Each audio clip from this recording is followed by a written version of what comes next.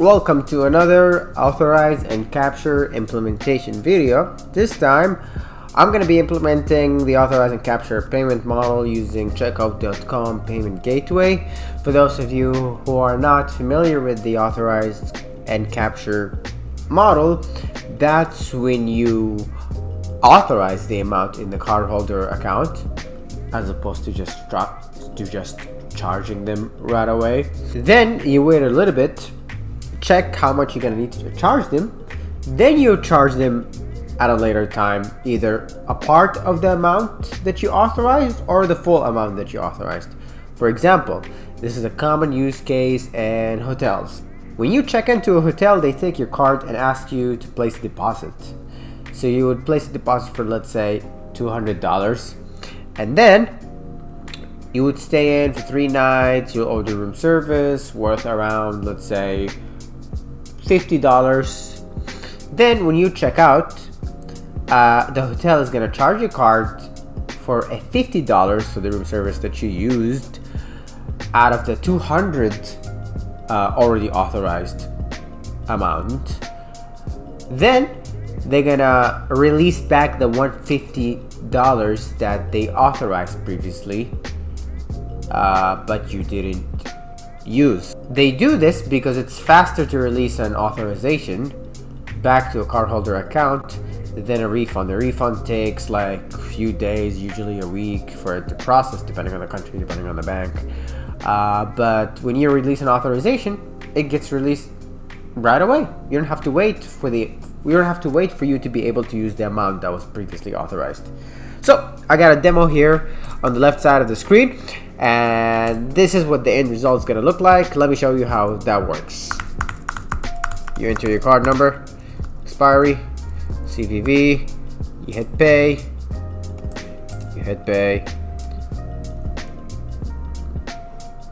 your card gets tokenized, and then your result page would say something like, the amount has been authorized, but you haven't been charged yet. We'll charge you later once we confirm that the stock is available. Switch over to the merchant view. This is the merchant view. Now I'm the merchant, and I'm gonna go ahead and check if these items are available. So skateboard available.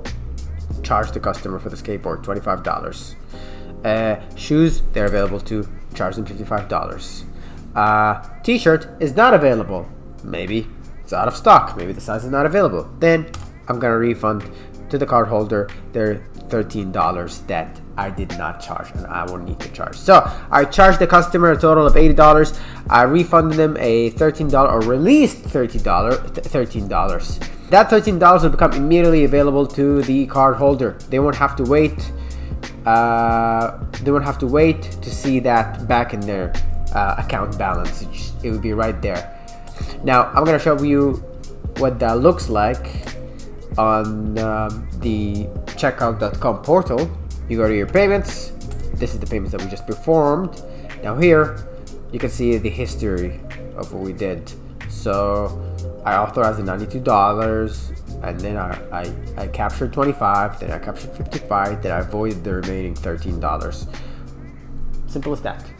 Okay, so that's what we're gonna be implementing, and I'm gonna for that I'm gonna be using Frames checkout.com library, SDK, JavaScript library to build the form that collects the card information that you see here on the left side of the screen. And I'm going to use Authorize API to authorize the payment and hold the amount, Capture to charge the customer, and then Void to release the amount that I didn't use, if any is left. So let's go ahead and start implementing this in a new project from the scratch. Okay, so I won't go through how to implement the Frames component because I've already done that in a previous video. Link in the description box below. You can check it out. But this is how it looks like in my code. I just initiate my Frames checkout.com library here. I have 2 methods. One for when the card is submitted, and one for when the card information has been collected, sent to checkout.com, tokenized, and then the token is returned to me. So I just used the card submitted event to trigger the loading indicator that you saw earlier, and then I used card tokenized to get the tokenized version of the card and then send it to my server to perform the authorization. So let me show you how that looks like. When I hit pay, the loading indicator is triggered because inside card submitted I set the loading state variable to true, and what that does here in my code is that it removes the button and displays this component instead, the circular progress loading component. Then card tokenized gets triggered once the card is sent to checkout.com and then returned, and a token is returned, and that's this token right here. So I grab this token, then I'm gonna go ahead and use it in the authorized API request from checkout.com, which is this one over here, authorize the payment. Link in the description box below. What happens in this payment is that I take that token, and then for an amount of $10, this is $10 represented in cents, I request checkout.com to authorize $10. So I send that, and then a response gets returned that says authorized, along with other information like the card issuer, the card country, blah blah blah, and other stuff. Okay, so two things you got to keep in mind when performing an authorization request. You got to make sure that the capture flag is set to false so that you don't charge the customer right away. Second, you got to make sure that the authorization type is estimated, because estimated tells the card bank that you're not sure how much you're going to capture, and $10 is just an estimate. Okay, so make sure authorization type is estimated and make sure the capture flag is set to false. Okay, that's all.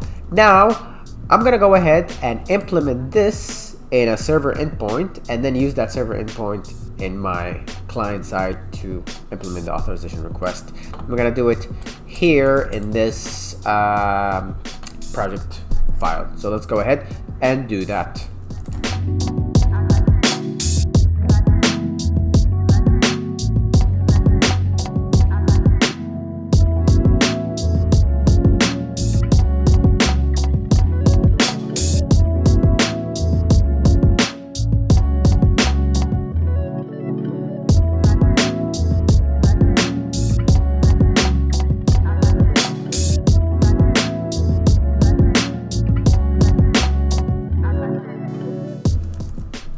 Okay, so I hard-coded the API request into my code here.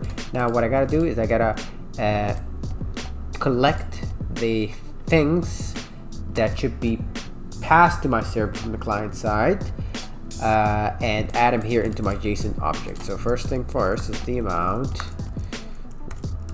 which I'm gonna collect as a dollar amount, like 92.97, and then I'm gonna convert it to cents like this. And the currency, and the token, and the reference. Now for the reference, you need to generate a random alphanumerical string, and I'm gonna use this method over here that I got from ChatGPT to just create a random alphanumerical string giving an integer length like this. You know, nothing special. Okay, now I put in my request, currency, amount, and token, and yeah, and let's not forget to add bearer in front of the API key so that this thing works. Okay, now let's go ahead and try this now. There you go. So the API request is working for authorization. Now we can go ahead and deploy this to production and use it in the client side, and that will be the first step to implementing this. Okay, my endpoint guide deployed, and this is the live link over here. I'm gonna go ahead and implement it in my client side here. So what's gonna happen is that after I get the token from the client side, the library card tokenized, I'm gonna pass that here along with the amount of the currency to my endpoint. Now of course in production real life scenario you need to secure how you communicate with my endpoints. I'm just calling it straight up because this is just a demo and I'm trying to keep things simple. Okay, so with that I want you also to notice another thing here that I'm doing. my endpoint returns the full checkout.com response. Now you don't have to do that, but there are some useful information here that we can use in our client side. For example, reference is, for example, the receipt number that you give to your customer, so that if they have an issue with the order, if they want to follow up on it, they refer to this code. So I return that to the server and I put it here as a parameter to my result page so that I can display the order number on the result page. And I do the same thing with the payment ID, the checkout.com payment ID, this one, which you'll use to trigger the authorize and capture and void requests. So there's that too. Okay, so let's test out the authorization function to see if it's working. The authorization API to see if it's working before we go ahead and jump to implementing the capture and the void APIs. Okay, great. The authorization is working. Now we're gonna go ahead to the next step, which is implementing the capture API. So the next step, we're going to be implementing this API called capture a payment, and I'm going to show you how it works in Postman. So here in the authorize, I'm just going to grab the payment idea for the authorization that I made previously for $11, and I'm going to go here and I'm going to show you on this request. So in this request, you need to indicate how much you want to capture. In my case, let me just capture $1 and out of the $11 that I authorized, and then I have to say the capture tab non-final to allow for multiple captures. So let's send it and see what happens. When I send it, I'll get a response. It says 202. When you get 202, it means that the request has been submitted successfully for clearing, meaning for processing by the bank. So that's how you know if your request was successful. So let's go ahead and implement it too in our project, and I'm gonna do it here. Now, to make my life easier, I'm just gonna go ahead and copy this and put it here and just change some stuff.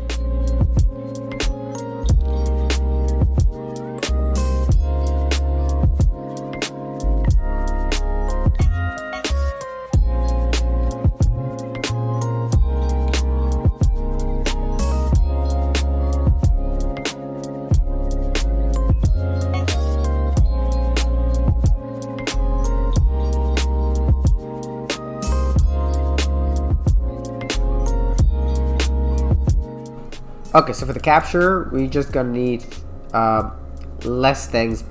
fewer things passed to the server by our client side. I just need the amount and the payment ID that I showed you earlier. So that's all. It's a pretty small request. The ID is gonna get passed in the URL, and the amount is gonna get passed here, and the reference I just generated on my server side. So let's go ahead and test this. Okay, so I'm going to test it here in Postman first before I deploy it to production, and I'm going to get the payment idea that I just authorized, and for the demo purpose, I'm just going to get it here from my checkout.com portal. So I just authorized it and I haven't captured anything yet. So let's go ahead and capture a $2 now using the endpoint that we just developed. Sent. And 202 means that it's been captured successfully. Now let's refresh the portal and see if it's working. And here's our partial capture for $2. Okay, so this is working. Let's go ahead and deploy it in production as well. Our capture endpoint has been deployed successfully, and I have a spot for it reserved here in my admin page. Let me just show you my admin page. How does it look like? Admin. In my admin page, when you click on the capture button next to any of these line items, it's gonna call. Let me just show you where it is here. This is the button. When you call it, when you press it, it's gonna trigger the loading, and that's gonna show the loading indicator, which is here. Circle loading again, and then it's gonna call this method capture payment. Capture payment is gonna call this API that I just deployed with this endpoint. It's going to pass to it the line item amount and the payment ID. That's going to be a URL parameter. So let's test this end to end and show you how it works. So from the start. Hit pay. Card tokenized. Payment authorized. And then let me just zoom in here on the URL so you can see the payment ID is here. And I developed this such that when I switch to the merchant demo view, I switch to the admin and I add the payment ID as a parameter to the admin page. I get the ID from the URL here, and it becomes a global variable that is passed into my API requests, like in here. So when I hit capture on $25, it gets captured, and this is the API response from the server. And if we go to my portal, I'm going to be able to find that. Oh, there it is. Authorized $93 and then capture 25. And then if I do refund remaining amount, oh, I haven't developed that yet. So let's go ahead and develop the Void API next. This API, and the way it works is very simple. You only have to supply the reference from the client side. You need to supply the payment ID again, just like you do with the Capture API. And let's just grab the payment ID that we were just looking at just now. This one. Put it here and void this payment. You're gonna get the same response if successful. If you get 202 accepted, that means that the void request is successful. And if you refresh the portal here, it should tell you that the payment has been voided. There you go, void authorization for the remaining amount, which is $68. So let's go ahead and implement this in here. And I'm gonna do the same thing. I'm just gonna copy everything over. Void. Okay, and let's go ahead and change some things.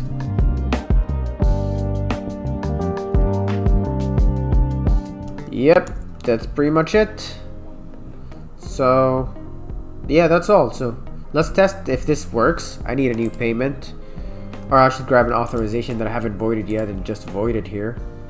Let's take this one. I haven't voided this, so I'm gonna test it on this one. Grab the payment ID.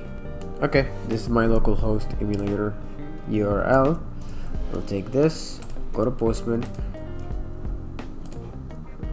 put my request here in Postman, grab the payment ID again, copy it over here. Now I should receive 202 accepted, and I should see the payment voided in the checkout.com portal. So there you go. That means that it's working, and if we refresh this, it should say void payment or void authorization. There you go, void authorization. I voided the full amount. Now we can go ahead and deploy this to production and then use it on our client side. Okay, so my void endpoint has been deployed to production. I can use it in my code, and I have a spot reserved for it right here. So this button, refund remaining amount, it's not refunding. It's not a real refund per se. So maybe I should just say, I should rename it to release remaining amount. When you click on this, it will call this method, release authorization, which is up here, which is going to call my API request for releasing an authorization. I use void and reverse and release interchangeably here, so sorry in advance if that causes any more confusion. And anyways, when the void request is sent and it's approved, this thing is going to check if the status is 202, which means accepted, and then it's going to set the state variable reverse to true. And when that is the case, then this text over here is going to switch to refunded amount or released amount, and then it's going to show the amount, the total amount of the cart minus the total amount paid. And that's how I get that nice feedback there. So that should be all. Let's test this thing end to end.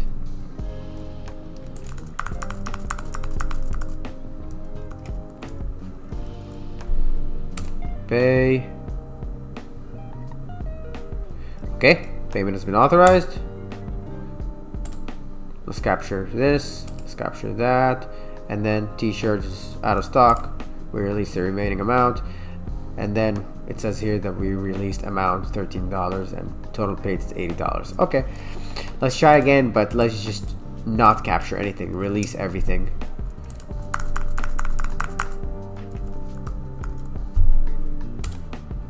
Pay, switch to merchant demo. Okay, that's what happens when we release everything. So this feedback is all just like clever state variable work. It's nothing special.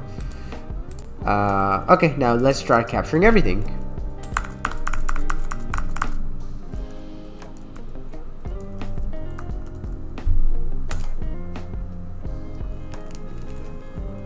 Okay, capture, capture, capture. That's it. And if I hit release amount, it's probably gonna fail because there's no amount to release there. Yep, that's all. That's how you implement Authorize Capture and Void using checkout.com gateway. It's pretty easy, pretty straightforward. If you have any questions on any of this, just drop a comment below. And if you like this video, hit like, subscribe, check out our other videos. If you'd like to get your hands on the full source code that we used in this video, you can support the channel in the Patreon link below. In return, you'll get the full source code so that you can implement this. You can get a head start with implementing this instead of implementing it from the start. Otherwise, you could totally follow the steps in this video to build the same thing that I just demonstrated. You know, you don't really need the full source code. But if you're lazy, that might be a good option. Again, hope you enjoyed the video, hope it was helpful, and see you next time. Bye bye. Peace out.